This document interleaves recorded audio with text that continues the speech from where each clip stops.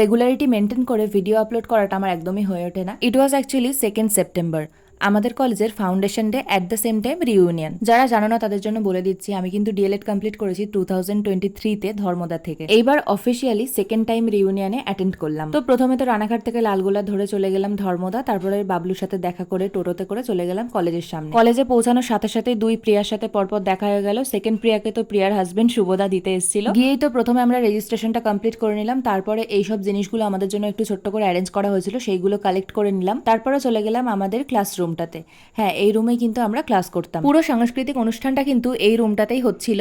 R from organizer to performer সবাই কিন্তু এখানকার এক্স স্টুডেন্ট। আমরা একটু বসে অনুষ্ঠান দেখছিলাম, তার মাঝখানে প্রিয়া আমাদেরকে একটা করে কিটক্যাট ধরিয়ে দিল। এগুলো কিন্তু শুভদা আমাদের জন্য পাঠিয়েছিল। তারপরে তো বেশ খানিকক্ষণ অনুষ্ঠান দেখে আমরা চলে গেলাম আমাদের কলেজের ব্যাক সাইডটাতে। ওইদিকে হচ্ছে স্যার ম্যাডামদের কোয়ার্টার রয়েছে। যখন আমাদের কোনো ক্লাস ফাঁকা থাকতো আর টিফিন টাইমে স্পেশালি, আমরা কিন্তু টিফিন ফিফিন নিয়ে সব ওইদিকে চলে যেতাম, বন্ধুরা মিলে খেতাম, আড্ডা মারতাম, ছবি ফবি তুলতাম, এইসব করতাম। এই দিনও কিন্তু তার অন্যথা হয়নি, আমরা বেশ কিছু ফটো ক্লিক ওখানেই করেছিলাম। তো যাই হোক, ওখানে গিয়ে আমরা একটু বসলাম। তারপরে আবার প্রিয়া চাউমিন ধরিয়ে দিল, ওটা নাকি ওর শাশুড়ি আমাদের জন্য রান্না করে পাঠিয়েছে। সো সুইট অফ দেম, মানে বলতেই হয় এই কথাটা। রিউনিয়নের জন্য আমরা যে ডেলিগেট ফিটা দিয়েছি তার মধ্যে কিন্তু আমাদের টিফিন, চা, লাঞ্চ সবকিছু ইনক্লুড ছিল, বাট তারপরেও বান্ধবী ভালোবেসে নিয়ে এসছে। চাউমিন তো ঠুসতেই হবে আমাদের। টু বি ভেরি অনেস্ট, আমাদের ব্যাচের কিন্তু বেশি কেউ আসেনি, আমরা 6 জন মতো গিয়েছিলাম।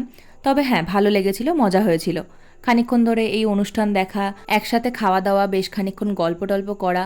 আর সব থেকে বেশি ভালো লাগছিল যেটা, যারা আমাদের অনেক আগে ট্রেনিং করেছে, হয়তো 2001 সাল, 2005 সাল, সেই সব ব্যাচেরও অনেকজন করে এসেছিলেন তারা। তারপরে জানতে পারলাম আমাদের যিনি প্রিন্সিপাল ম্যাডাম ছিলেন উনি এসেছেন, তো ম্যাডামের সাথে দেখা করতে গেলাম। বাকি যে প্রফেসররা ছিলেন তাদের সাথেও দেখা করলাম। আর সত্যি বলতে রমেন স্যারকে কিন্তু খুব মিস করলাম। রমেন স্যার, সুদীপ্ত স্যার, ওনাদের এখন অন্যান্য কলেজে ট্রান্সফার হয়ে গেছে। স্যারদের সাথে দেখা হলেও খুব ভালো লাগতো, but that is quite impossible now. তারপরে তো আমরা চলে গেলাম খাওয়ার জায়গায়। খাওয়ার জায়গায় ভিড় থাকলেও যেতে যেতেই কিন্তু আমরা জায়গা পেয়ে গিয়েছিলাম।